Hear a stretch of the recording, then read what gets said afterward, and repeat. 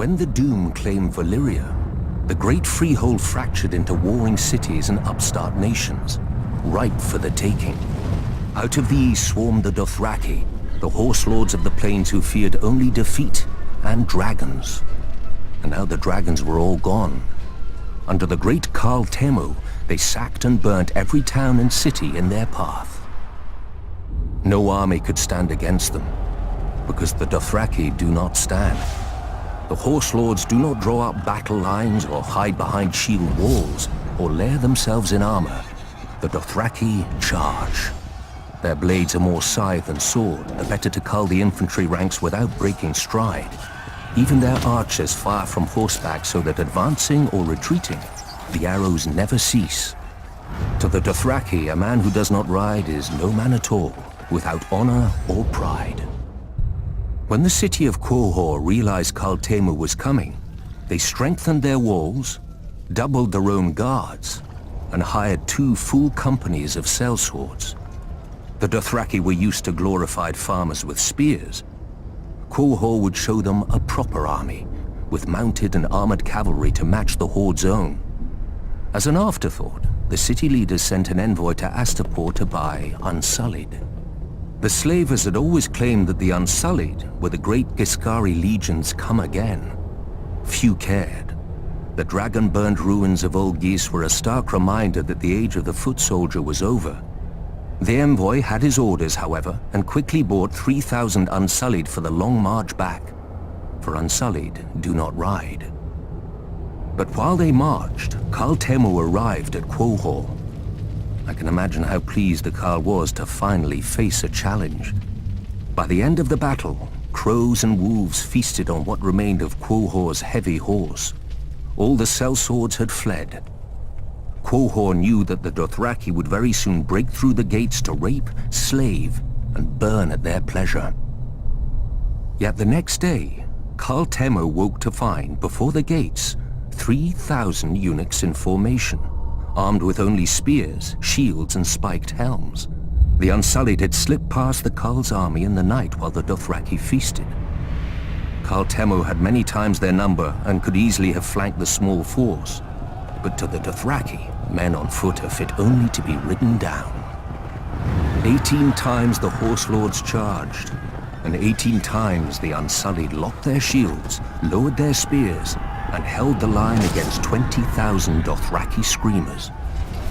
When the Karl's archers rained arrows on them, the Unsullied lifted their shields above their heads until the squall passed. And then they held the line. In the end, only 600 Unsullied remained, but more than 12,000 Dothraki lay dead, including Karl Temo and all his sons. The new Karl led the survivors past the city gates, where one by one, each man cut off his braid and threw it down before the feet of the Unsullied, defeated and shamed forever. Since that day, the Unsullied fill the ranks of cities and households wealthy enough or desperate enough. Sellswords fight for gold, knights for glory, and Dothraki for blood. To a man, the Unsullied fight only to obey. With the right master over them, imagine how the forces of chaos would break against their shields. The conquerors, the madmen, the usurpers.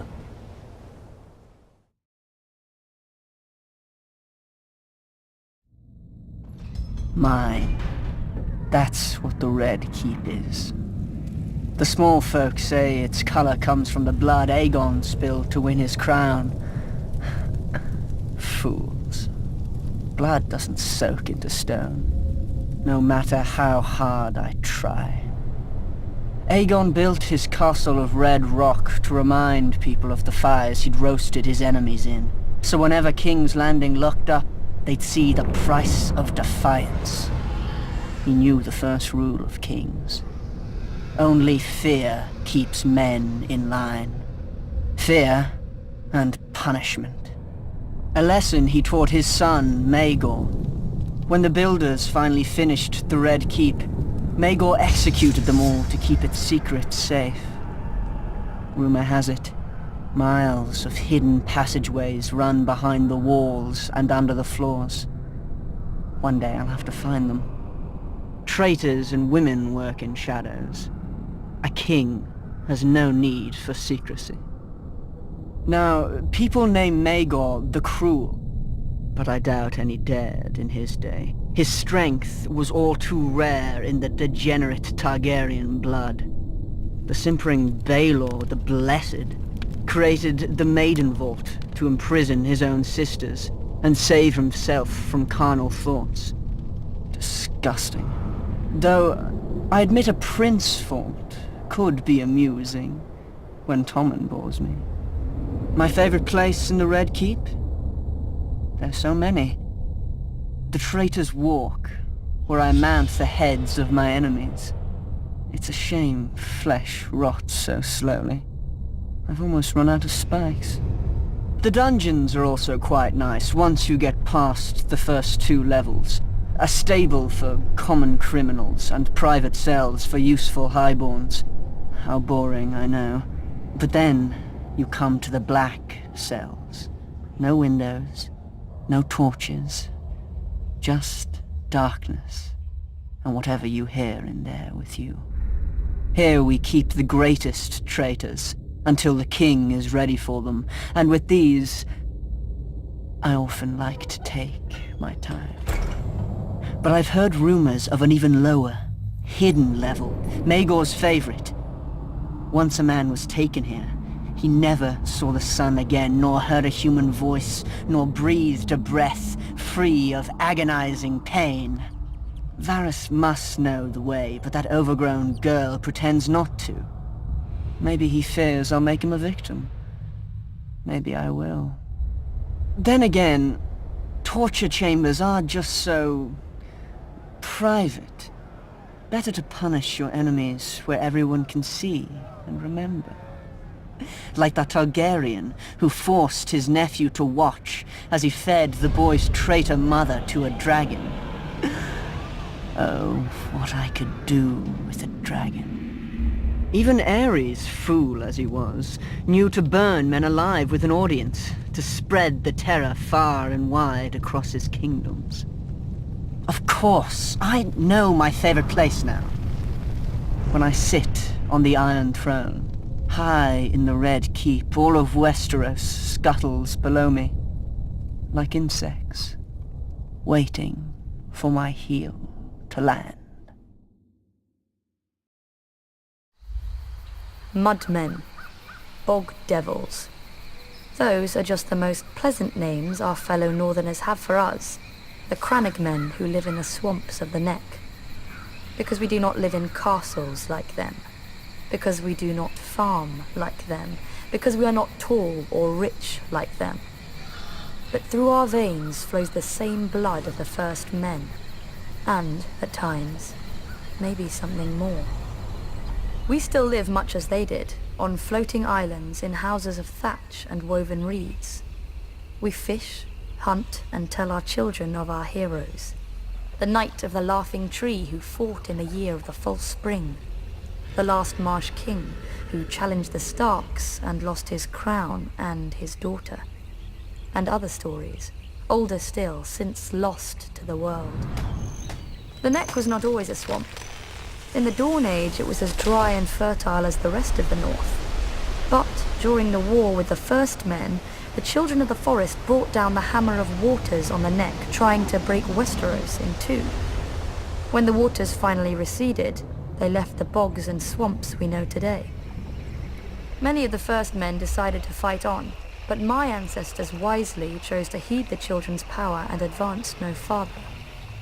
They beat their swords into frog spears and fish hooks, and settled a land forever devastated by the folly of war. Unlike the rest of Westeros, we keep no garrisons and raise no soldiers for petty spats with our neighbors. Our land protects its own. An outsider will find in the Neck an endless morass of suckholes, quicksands, and green grass that looks solid to the unwary eye, but turns to water the instant you tread on it. If you're lucky enough to be armored, you'll only drown inside your own steel. If you're not, you get to meet what swims in that water. Serpents and monstrous lizard lions with teeth like daggers are never enough to eat. Don't worry, only your horse will live long enough to feel their poisons burning through it. If you somehow survive all this, you may find that a well-placed dart can be as deadly as any blade. Not that you'll see us blowing it your way. Since the fall of the last Marsh King, House Reed has ruled the Neck beneath the banner of a black lizard lion on a grey-green field. We are not wealthy, powerful, or known even to our own countrymen. Our home, Greywater Watch, is no castle you've ever seen. And seeing it once does not mean you'll ever find it again. For Greywater Watch moves. Many would-be conquerors have died trying to find us. With war all around and our stark lord besieged on all sides, many more will doubtless soon try. They will look at us on a map and see a stranglehold for the north. And they will forget that the sea itself once entered the Neck, and not all of it returned.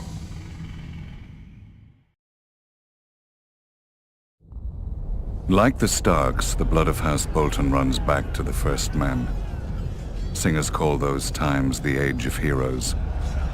A mask for a savage world that bred savage men. The Lannisters swindled their enemies, the Storm Kings hammered them, and the Starks cut off their heads. In such company as this, were the Boltons really so indelicate? Unlike some other houses, my ancestors owned the Bolton words, "Our blades are sharp." They passed down not a Valyrian greatsword, but a knife, honed and thin enough to fit between the topmost layer of skin and the tissue below. And peel. For as we all learned as children, a naked man has few secrets, a flayed man none. In those dark days, they say that some of my more willful forebearers would even wear their enemies' skins as cloaks. But no such tokens remain, if they ever existed. Certainly not hanging in some secret room in the Dreadfort, as old wives and fools insist. I suspect my house itself was responsible for spreading such rumors in the first place. Few weapons are as effective as terror, and this was an age of war. House against house, brother against brother. The Iron Men were on the rise, and never far from our shores. We must have seemed ripe for the taking, too busy fighting each other to deal with the raiders as they deserved. Thus the Starks took it upon themselves to unify the North, under them. They drove the pirates out of White Knife and claimed the eastern coast, and married the Marsh King's daughter for the Neck. The Stark wrestled for Bear Island and won. Or so they say. Silly stories. Blood and Steel won the North, and the Starks had the most of both. After years of war, my ancestors gave up their barbaric practices and bent the knee to their new kings. Thus House Bolton became what we are today, loyal bannermen and staunch ally to the Starks, and the second greatest house in the North.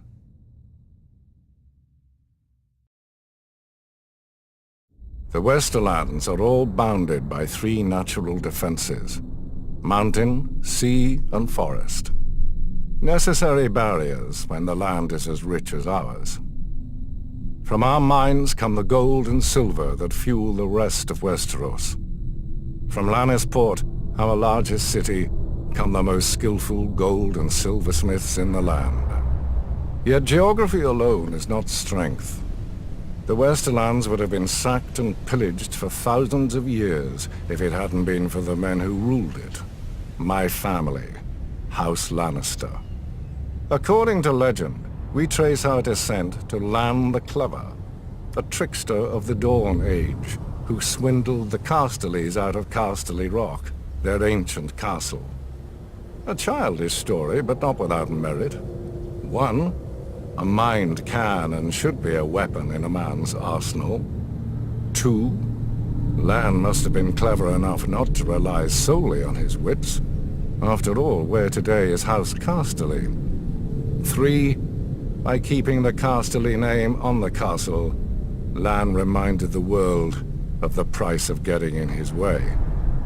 The Rains ignored all these lessons. Not content with being the second richest family, they sought to challenge the first, mine. My father had put up with their insults and disrespect. When I came of age, I led our army to teach them what they should have known. Some people say I was too harsh, that eradicating every member of their family was not necessary. But now, there are no bannermen as loyal to their lord as the Westerlands to us. If any lord bridles at our authority, I have only to send a singer with a harp, and he falls back into line. Because I will not have our lords squabble amongst themselves, like the lords of the Riverlands, or hide in their castles like the lords of the Vale, each of our bannermen contributes a unique skill that furthers the whole of the Westerlands. Ask Clegane, because every lord needs a beast from time to time.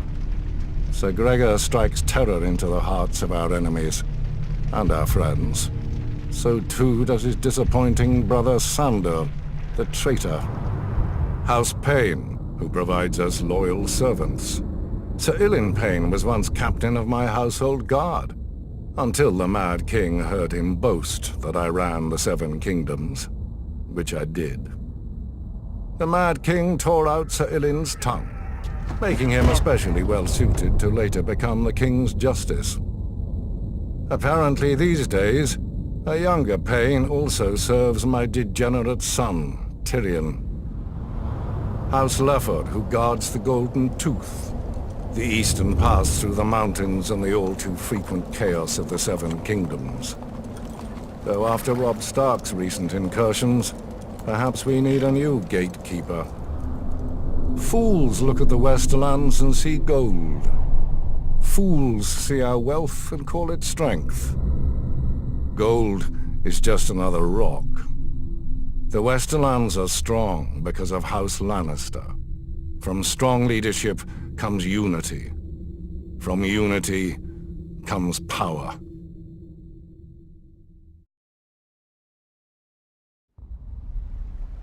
Tarth has lulled many a novice sailor into complacency. Our lush island sits on calm blue water like an emerald set into a sapphire. You would never guess that such a vision is only the sheath hiding the blade of Shipbreaker Bay, with its treacherous tides, unpredictable gales, and sharp rocks lurking just below the water's surface.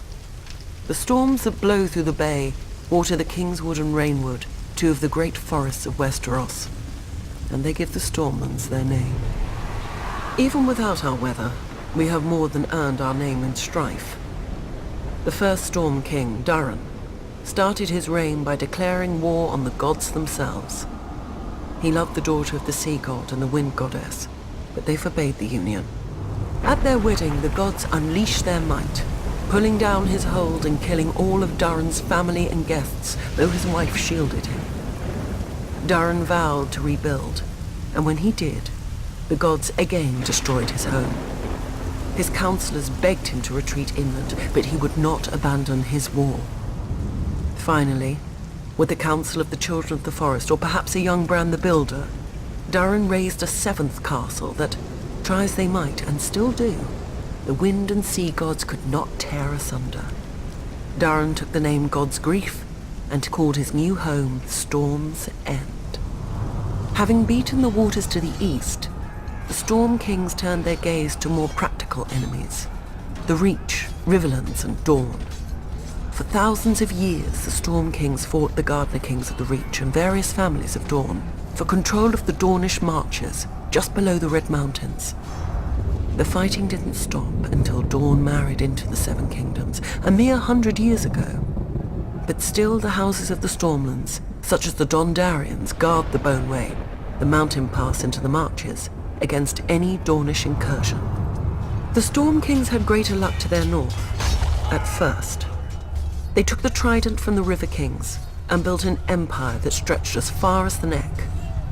But then the Ironborn swarmed out of their islands and pushed the Storm Kings out of the Riverlands. No doubt the Ironborn intended to expand their empire into the Stormlands, Before they had a chance, Aegon Targaryen landed with his dragons. While Aegon burned the kings of the Iron Islands, the Rock and the Reach, his fiercest commander and rumoured bastard brother, Orys Baratheon, set out to subdue the Stormlands. No matter how fierce a warrior he was, no one could have envied his task. Storm's End had seen thousands of years of war and never fallen. But Argilac, the Storm King, chose not to barricade himself behind its walls and gave Orys the battle he must have hoped for. Orys slew Argilac and took Argilac's castle, kingdom, daughter, sigil, and house words. House Baratheon became the lord of the Stormlands. Targaryen rule quieted the Stormlands for the most part, until Robert rebelled against the Mad King. His first challenge came not from the crown, but from his own bannermen, who tried to join forces against him. Robert struck first, defeating 3 armies in a single day at Summerhall. The victory cemented Robert's control of the Stormlands, and he was able to march on the Reach and Riverlands with no enemy to his rear. Yet not all of Robert's bannermen sided with him. Sir Barristan the Bold came from the Stormlands, but as the pre-eminent member of Aerys Kingsguard and greatest knight in the realm, Sir Barristan remained loyal. After Robert's decisive victory on the Trident, Robert sent his own maester to care for his countryman Sir Barristan, who had suffered grievous wounds whilst fighting so hard to kill him. Later, when the Kingslayer betrayed Aerys, Robert pardoned Sir Barristan and even took him onto his own Kingsguard. When Robert lifted Mace Tyrell's ill-managed siege of Storm's End and returned to his ancestral home, he realized the dream of all the Stormlords before him, to rule the 7 kingdoms. Then Robert died, and his brother Stannis killed their other brother, the noble King Renly, with black magic. Now the Stormlands again live up to their name, with so many houses burnt on the Blackwater and others currying favour with the Lannisters to seize the survivors' lands. Renly could have saved us. If only I could have saved him. But I will teach Stannis a lesson he should have learnt growing up in the Stormlands. As lightning gives way to thunder, so too must murder lead to vengeance.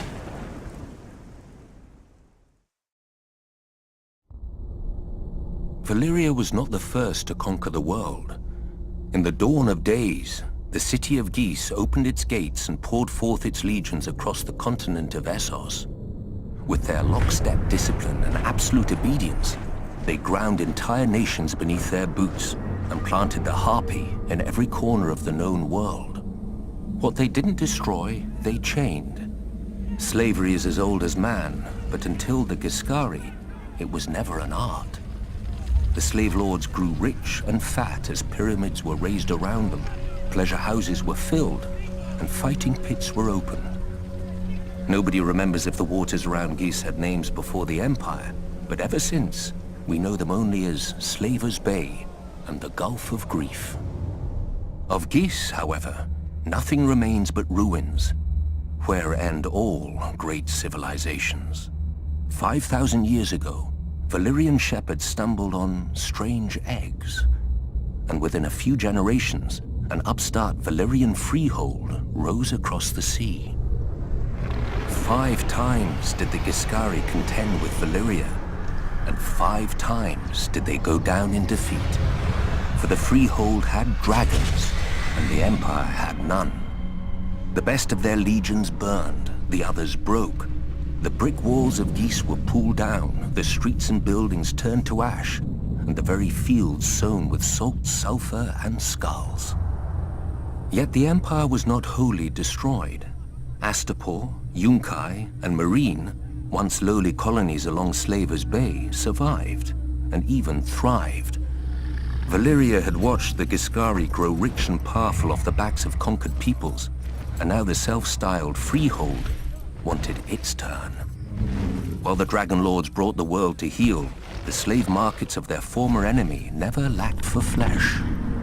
Lamenting the lost empire, the descendants of old Ghis grew rich and fat. The doom fell on Valyria, and the Dothraki rose to pillage most of the continent at will. But gold-laden Astapor, Yunkai, and Marine continue as they have for thousands of years, untouched. For even the Horse Lords understand what the Giscari taught Valyria so long ago. What good are slaves without slavers?